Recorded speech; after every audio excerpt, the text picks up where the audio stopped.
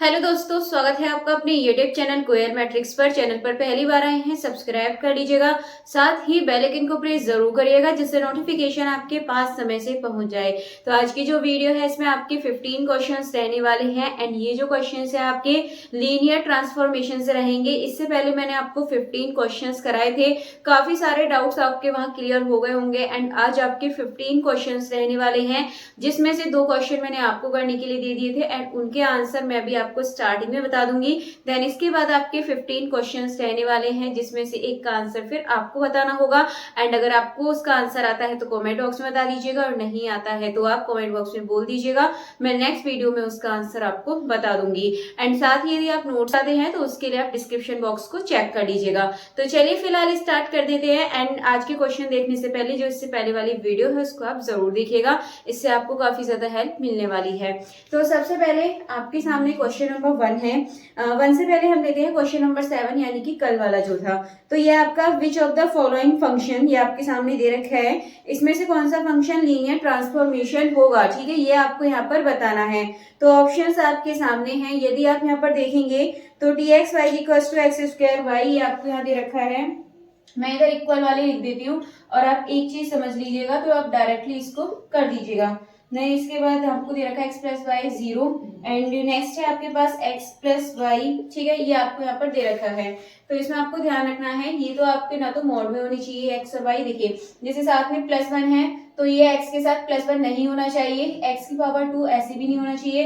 And यहाँ पर आप देखेंगे तो ऑप्शन क्या था, अच्छा इसमें आपका ही गलत उतर गया, ये है आपका एक्स वाई प्लस 1 है, ये एक्स वाई प्लस 1। तो यहाँ पर ये 1 एक्स के साथ प्लस नहीं होना चाहिए, ना ही वाई के साथ, ये ऑप्शंस नहीं होंगे। इस तरीके से हम इसको लिख सकते हैं, आपको ध्यान रखना है, और मोड वगैरह में भी नहीं होते हैं, इस बात का आपको याद रखना है। तो इसका कौन सा ऑप्शन सही हो जाएगा, ऑप्शन नंबर सी इसका बिल्कुल करेक्ट आंसर हो जाएगा। चलते हैं नेक्स्ट, यानी कि कल वाला जो क्वेश्चन नंबर 15 था उसका आंसर भी जान लेते हैं। तो क्वेश्चन नंबर 15 था R2 से R3 is a linear transformation defined by, ये डिफाइंड हो रहा है x/0, what is the nullity of t। कल मैंने इसका फॉर्मूला आपको बताया था, नलिटी ऑफ t निकालने का क्या होता है, nullity of t plus rank, यानी कि आपका यहाँ पर ये नलिटी होता है प्लस आपका यहाँ पे क्या होती है, रैंक होती है, बराबर किसकी होती है, ये बराबर आपकी होती है यहाँ पर डायमेंशन के, ठीक है। तो ये बात आप याद रखिएगा। तो आपको इसमें नलिटी निकालनी है, तो आप देखेंगे तो ये, और ये आपको R2 से R3 आपको यहाँ पर दे रखा है, तो आपको इसका याद रखना है, यहाँ जो इसका आंसर हो जाएगा माइनस करके 0 आपको आंसर मिलेगा। जो नलिटी है आप रैंक में से, मतलब डायमेंशन में से जब रैंक को माइनस करेंगे तो 0 आपको आंसर मिल जाएगा। और रैंक कैसे निकालते हैं मैंने लास्ट वाली वीडियो में आपको अच्छे से बता रखा है, तो आप देख लीजिएगा। अब चलते हैं नेक्स्ट क्वेश्चन की तरफ, नेक्स्ट वाला क्वेश्चन देखेंगे। तो क्वेश्चन नंबर 1 है, if W is a subspace of V such that dimension W is equals to M and dimension V is equals to N, then आपको बताना है इनमें से कौन सा सही होगा। तो आपको याद रखना है इस कंडीशन में आपका जो M है, ठीक है, और N है, तो जो N होता है वो greater than equal to M होता है, याद आपको याद रखनी है, ठीक है। तो जो N होता है वो इसमें बड़ा भी होता है बराबर भी होता है। तो कौन सा ऑप्शन सही हो जाएगा, ऑप्शन नंबर सी इसका बिल्कुल करेक्ट आंसर हो जाएगा। चलते हैं अगले क्वेश्चन की तरफ, नेक्स्ट देखेंगे। तो नेक्स्ट है आपके सामने क्वेश्चन नंबर 2।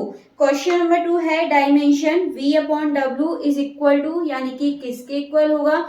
तो ऑप्शंस आपके सामने हैं। तो डायमेंशन V अपॉन W ये किसके इक्वल होता है, तो फॉर्मूला है, डायरेक्टली आप इसको याद रख लीजिएगा, डायमेंशन V अपॉन W। तो आप इसको ओपन करेंगे तो इस तरीके से लिख सकते हैं, dimension V minus dimension W, ठीक है। तो ये सही आंसर हो जाएगा। यदि आप ऑप्शंस देखेंगे तो कौन सा ऑप्शन सही हो जाएगा, क्वेश्चन नंबर 2 का ऑप्शन नंबर ए बिल्कुल करेक्ट आंसर हो जाएगा। इसके बाद नेक्स्ट है question number 3, largest linearly independent subset of R3 contain element. तो आपको ध्यान रखना है कितना है इसमें, R की पावर कितनी, यानी कि डायमेंशन 3 है।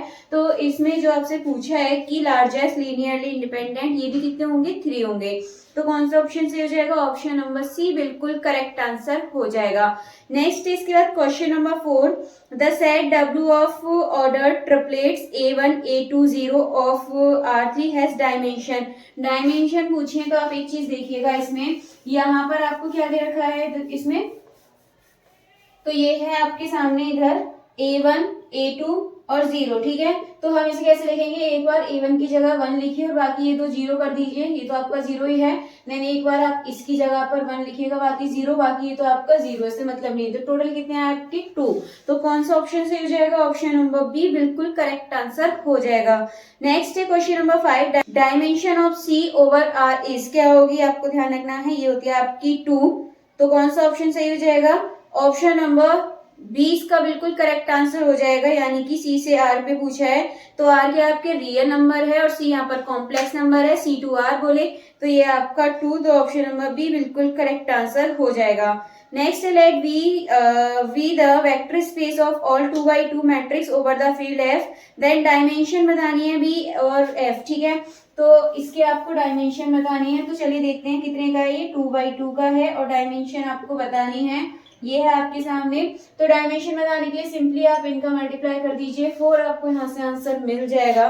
ऑप्शन देखेंगे तो ऑप्शन नंबर डी बिल्कुल करेक्ट आंसर हो जाएगा। नेक्स्ट है आपके सामने, if V is the direct sum of its subspace W1 and W2 then dimension B is equal to, यानी कि जो डायमेंशन B है वो किसके इक्वल होगा। तो यहाँ पर आपको ध्यान रखना है, जो डायमेंशन ये है आपका W1 प्लस W2, ठीक है। डायमेंशन में W1 प्लस डायमेंशन W2, इस तरीके से हम इसको प्लस में लिख देते हैं। तो ऑप्शन नंबर ए बिल्कुल करेक्ट आंसर हो जाएगा। नेक्स्ट है क्वेश्चन नंबर 8। तो क्वेश्चन नंबर 8 है आपके सामने, the finite dimensional vector space VF is the direct sum of its subspace W1 and W2 such that dimension W1 है 2 and dimension W2 3 है। तो ये निकालने के लिए आपको बताना है डायमेंशन B कितनी होगी, सेम आपकी ये कंडीशन बनी है, इनकी dimension B is equal to, ये फॉर्मूला आपका लग रहा है और ये क्या दे रखा है, W1 आपको 2 दे रखा है, W2 ये आपको कितना दे रखा है, 3 दे रखा है। तो डायमेंशन W1 ये तो 2 है और ये आपका W2 3 है। तो सिंपली आपको यहाँ से आंसर मिल चुका है 5। यदि आप ऑप्शंस देखेंगे तो कौन सा ऑप्शन सही हो जाएगा, ऑप्शन नंबर सी 5 बिल्कुल करेक्ट आंसर हो जाएगा। नेक्स्ट है इसके बाद क्वेश्चन नंबर 9। तो क्वेश्चन नंबर 9 की तरफ बढ़ते हैं। क्वेश्चन नंबर 9 है, इफ W इज अ सब स्पेस, ठीक है, जनरेटेड बाय, देन आपको डायमेंशन W इसकी बतानी है कितनी होगी। आसान क्वेश्चन है, डायरेक्टली आप इसको देख के बता सकते हैं। तो इसका जो भी करेक्ट आंसर है आपको कमेंट बॉक्स में बताना होगा, नहीं आता है तो आप कमेंट बॉक्स में बोल दीजिएगा। देन इसके बाद चलते हैं नेक्स्ट क्वेश्चन नंबर 10 की तरफ। Every field F is a vector space over itself of dimension, तो आपका क्या होगा 1 2 3 या 0।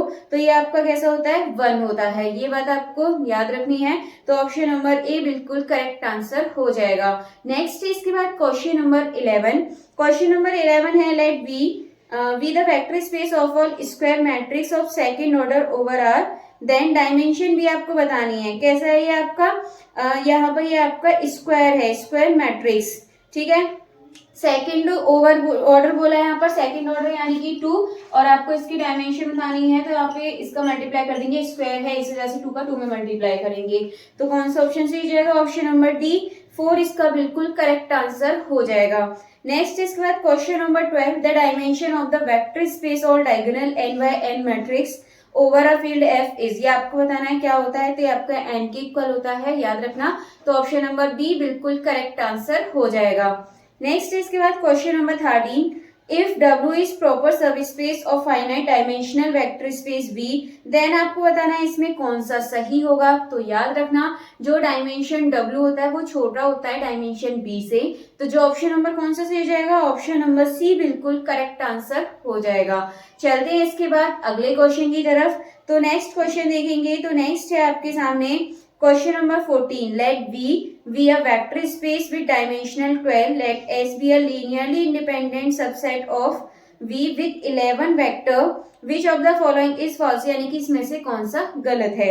Every non-empty subset of S is linearly independent, या फिर S is basis for a proper subspace of V, या फिर S can be extended to a basis of for B या फिर एस स्पांस बी, तो ये इसका बिल्कुल सही आंसर है ऑप्शन नंबर डी।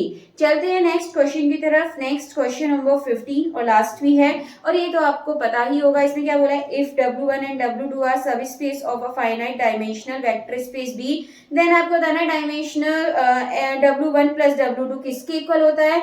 तो आपको इसका फॉर्मूला याद होगा, ये किसके इक्वल होता है, तो याद रखिएगा ये होता है आपका डायमेंशनल W प्लस W2। तो इसको आप इसकी फॉर्म में लिख दीजिएगा, क्योंकि आपको पता है, इसका याद रखिएगा, ये जो डायमेंशन W प्लस W2 होता है ये किसके इक्वल होता है, ये इनके यूनियन के इक्वल भी होता है। और यूनियन वाला आपको फॉर्मूला पता है, यूनियन वाला फॉर्मूला हम क्या लगाते हैं यहाँ पर, यहाँ दोनों को डायमेंशन M मतलब W plus dimensional W2, then इसके बाद माइनस में क्या होता है आपका डायमेंशनल W1 और W2 का इंटरसेक्शन। ठीक है, अब आपको पता है ये इसके इक्वल होता है, तो हम यहाँ पर क्या लिख सकते हैं, ये प्लस वाला भी हम इसकी जगह पे लिख सकते हैं। तो डायमेंशनल W1 प्लस W2 किसके इक्वल होगा, इसके। तो ऑप्शन यदि आप यहाँ पर देखेंगे तो ऑप्शन नंबर बी बिल्कुल करेक्ट आंसर हो जाएगा। चलिए, तो आज के टोटल आपके 15 क्वेश्चंस हो चुके हैं। उम्मीद है क्वेश्चंस आपको अच्छे लगे होंगे, एंड ऐसे ही और क्वेश्चंस के लिए आप ज्यादा से ज्यादा वीडियो को लाइक कमेंट शेयर कर दीजिएगा।